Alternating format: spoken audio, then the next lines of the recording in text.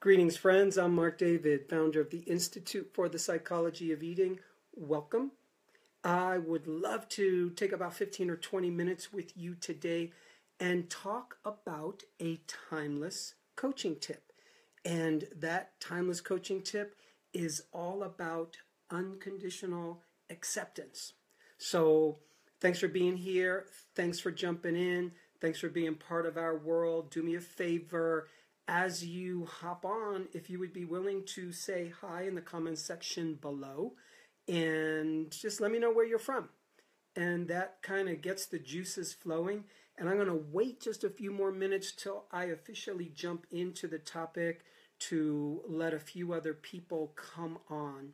I am pretty on it about coaching tips, which really are communication tools, which really are ways for each of us to be in relationship with each other that works, in a way that works, in a way that moves the action forward. And when you're trying to serve somebody, help somebody transform with any eating issue or eating challenge, this thing called unconditional acceptance is big. So I'm going to jump into that in one moment. Meanwhile, I would just love to let you know right now we are enrolling for the next enrollment of our Eating Psychology and Mind Body Nutrition Certification Training. That's our professional online 8-month distance learning training. You could take it from anywhere in the world.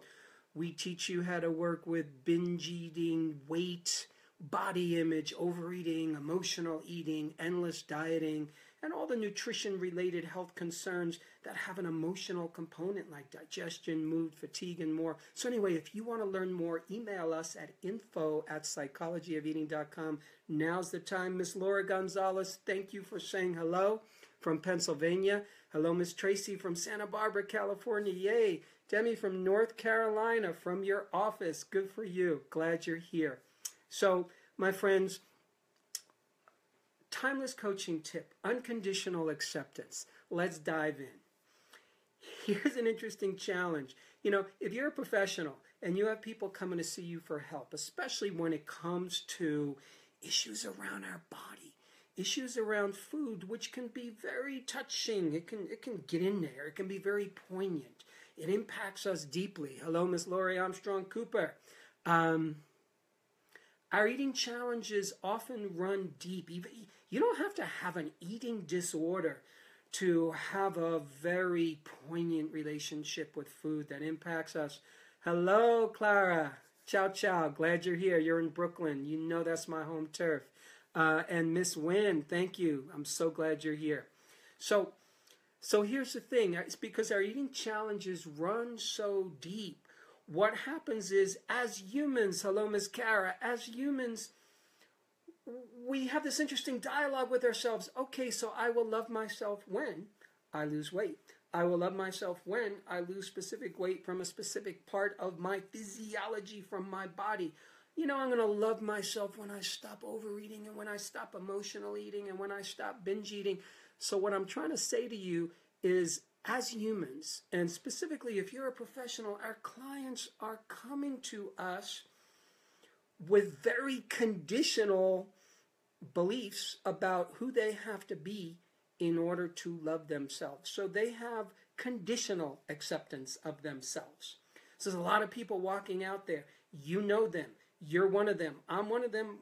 We put our conditions. You know, I'm going to love myself when I don't know, I'm fitter, I'm stronger, I'm bigger, I'm smarter, whatever it is. Those are conditions. And, you know, it's nice to have goals to shoot for. It's nice. Hello, Dawn. I'm so glad you're here from sunny Florida. It is so good to have our goals. That is great. Have your health goals, have your body goals, have your weight goals. The challenge is when we make self-love conditional on achieving those goals, we throw such a monkey wrench into the transformational process. That's the thing. People don't realize it. So many people think, I am going to get where I want to go if I push myself, force myself, shove myself, talk mean to myself, use language that belittles myself, because somehow that's going to motivate me, because clearly I've decided I am not lovable. I cannot accept myself. Hello, Nicole from Croatia. Oh, how cool is that? I'm so glad you're tuning in. And hello, Elena from Munich. Guten Tag. I'm so glad you're here. So we have this fascinating conundrum on planet Earth where so many people, especially in the food, nutrition, health, personal development realm, we have a list of what has to happen in order for us to accept ourselves. So here's the thing. You go to see a practitioner, and if they're coming from the same place you are, if you're thinking to yourself, you know, I'm not going to love myself until I lose 50 pounds, or I'm not going to love myself until I look a certain way or eat a certain way, and if they're on board with that, if they're sitting there thinking, yeah, you're right, God, you're too fat, your body sucks, this is terrible, we kind of turbocharge their self-hate. And we're actually not addressing the real issue, okay? Because 9 times out of 10, the real issue with somebody isn't, oh, I have a problem with overeating or binge eating or emotional eating. Our eating challenges are actually symptoms, my friends. They're symptoms usually of something that's more interesting, more complex, a little more deep. And one of the things that our eating challenges, I don't care what it is, binge eating, emotional eating, overeating, one of the things that our eating challenges are linked to, the underlying cause, is conditional love. Because if you look at your own self, chances are you've got your place, your little list. Here's my conditions.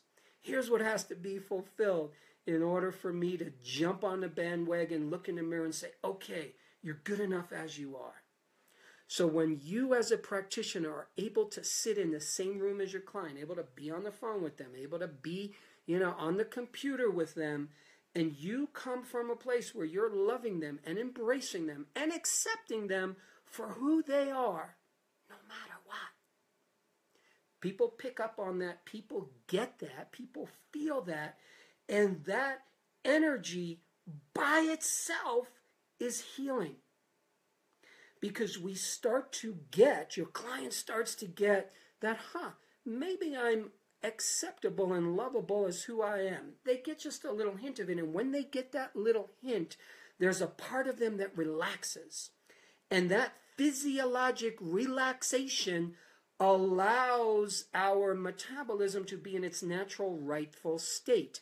Our metabolism, your calorie-burning metabolism, your digestive metabolism, your assimilative metabolism, your natural appetite, all of it is beautifully regulated and wisely regulated and best regulated when your body's in a physiologic relaxation response, which that doesn't just mean meditating and breathing and doing this, whatever. Yeah, it means that, but it also means sleuthing out and looking at the places inside of us where we have beliefs and thoughts, toxic beliefs that are kind of stressing us out.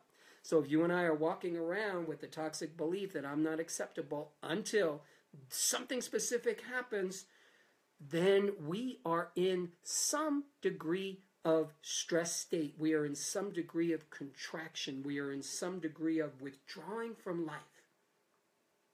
So when you create an atmosphere where you have a big invisible hug, hello, Miss Gina Tager-DeBont, I'm so glad you're here. I was just in Mexico, by the way. What a fabulous time I had. What a beautiful country. So anyway, so when we're able to create that space for our client, what I want to say to you is you can't underestimate how powerful that is. We miss it because we're looking to fix our clients. We miss it because our clients, I was in the Tulum area in Mexico, Miss Gina. We miss it. We miss this beautiful principle that all we need to do to help our client ground themselves and put them on a path to actually get where they want to go. Because if you're dealing with a person who's been binge eating, overeating, emotional eating, dieting forever, and their weight loss resistance, and they haven't been able to fix it, they haven't been able to heal it, then you've got to do something different. They have to do something different. And something different means starting to address and look at the root cause of what's going on. And your client's conditional conversation in their head, I'm not going to love myself until, I'm not going to love myself until. I promise you, if they weren't doing it with food and body, they would be doing it with something else. We'd be doing it with, oh, if only I had the right partner, if only I had the right amount of money, the right house, all that kind of nonsense. Hello, Miss Karen. Elenia, I hope I said your name right. Thank you for the kind words. Tara from Houston, great topic. I so agree. Ernesta is saying hello from Athens, Greece. How lucky we are. We're just like connecting from all over the world. That is so cool. Elena Krause, this is such a great topic. You know, I think it's so important because this isn't just, you know, I'm talking about all this in the context of eating psychology and in the context of all our weight challenges. Thank you, Miss Chandra. But really, this is about life. This is about how you bring up your kids. This is about how we do relationship with one another. Yeah, you know, we're human. We're not perfect. We're always going to have the places in us that we don't like. So it's not like we're going to reach this point where I unconditionally accept everything about me, or I unconditionally accept everything about my client. But wow, my friends, what a beautiful practice that is. So it's my practice when I'm with a client. Doesn't matter how much they weigh, what they look like, what their complaint is, what their level of health is. My core experience when I'm with that client is, I love you for who you are. That's kind of how I'm sitting there. And if I'm not there, if I'm truly not there because I'm sitting there judging them, that's my issue. So I got to work on that in myself. What a beautiful personal growth experience. Plus I'm working with a client. They're paying me to help them. At the same time, they're paying me for me to do work on myself. Because in order for me, us, all of us, to be effective professionals, we have to have that kind of unconditional acceptance, because it's no longer okay on planet Earth for us to try to instigate change and transformation in each other by driving each other with messages of hate. You're not good enough. You're too this. You're too that. This is not okay. That's not okay. Humans don't respond to that nonsense. And when we do, it pushes us. It's not natural. It's not the truth of who we are. You know, it's to me, that's what's so beautiful about the coaching profession is you're learning how to be a good human at the same time where you're learning how to support another human. So think of any time when you've had the experience where you meet somebody, you're sitting with somebody, or you know someone who you know, they're just looking at you like, I accept you. Like, wow, you're so interesting. Wow, you're so cool. Yeah, you might want to change, but they are loving you up for who you are. We relax into that. When your client can relax finally with someone who's accepting them, because chances are, if they're 50 pounds overweight or 20 pounds or 100 pounds overweight, if they've been getting weight hate or if they've been hating on themselves, even if they have the perfect body, there's people who are still internally hating on themselves. So when they can finally sit in the presence of someone who is unconditionally accepting them, there's an invisible healing. And you either know this or I bet you believe it. And if you're even slightly doubtful, good for you. Try it out and you'll see what I mean. Try it out with friends, family, loved ones, children, clients. Notice the places where you judge. In the course of my professional career, I've had to let go of so much judgment that I didn't even know I had, because when you're with a client, it comes up. You know, at one point I realized, oh my goodness, I got so much judgment towards my clients who are working 80 hours a week in these corporate jobs that's killing them, but they won't leave the job. And then eventually I found myself in the same situation. I'm like, oh, okay, I understand that now. Got it. I can let go of that one. But when we are able to love up our clients, then you have a client. And when I say you have a client, it means you have a way to work with someone. There's a relationship there. So as coaches, what we're doing is we're building relationship. That's the beauty of this work. If I can't build a relationship with a client, if I don't feel like, wow, we have a connection, we're doing some good work with each other. I get that, you get that. When we create that with a client, like, how cool is that? That's why I do this work. That's why I like to teach this work. Thanks, Tariq. I really appreciate your love. Mel, thank you so much as well. And Kimberly is also saying hi from Hemet, California. Oh, I was there years ago. What an interesting place. I love it there. So my friends, we have a beautiful job to do. People want to love and accept themselves. And instead of forcing them to get somewhere first, we're giving them the message, something? You're actually lovable and acceptable for who you are, even though they don't believe that, but we're still emanating that. We're surrounding them with that feeling, that vibe, that consciousness.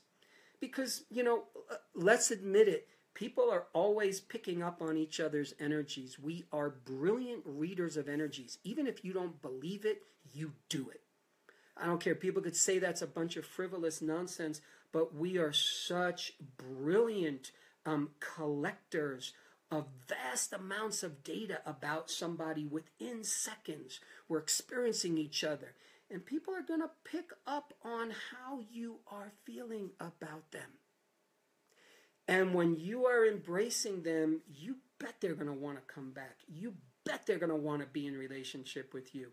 You bet that they're going to want to continue down the road that they're already on with you, because you're giving them the very thing that deep down they're looking for, which is, I love and accept myself. So we're modeling that for them. And that takes time. But again, people still pick up on that. So, my friends, those are my thoughts for the day. That's the gift we can give. And it's not that hard to do. And in the moments when it is hard, the work that we have to do in ourselves to let go of our own judgment, it's brilliant work. It's beautiful work.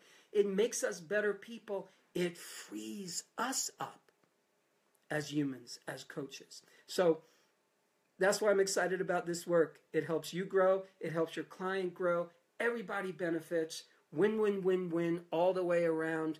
My friends, I am so glad you joined me for this brief conversation. I really, really appreciate it. I appreciate having conversations that matter. I appreciate having conversations that matter in this realm, in a Facebook Live. So I thank you for tuning in. If you know of anybody who might be interested in this, please share it with them. And again, many of our eating psychology coaches are already in this thread. So feel free to identify yourself. If you know somebody who needs an eating psychology coach, there's some good ones in here. We have some graduates. We have some people in here who are already in our training now. And again, if you're interested in this upcoming training that just starts real soon, it starts in a matter of a couple of weeks, reach out to us at info@psychologyofeating.com. And we'll be happy to answer any questions. The training is by application only. Oh, I love that, Gina. Training is by application only, so you'll have to fill one of those out. And again, email us at info@psychologyofeating.com. We'll be happy to get you all hooked up and set up. My friends, thank you. Thanks for the love. Thanks for the connection. And also, if you have any suggestions of topics that you would like to hear me talk about, feel free to share that in the comments section below. I'll check it out. And I'll see you all soon. Take care, everybody. Bye-bye.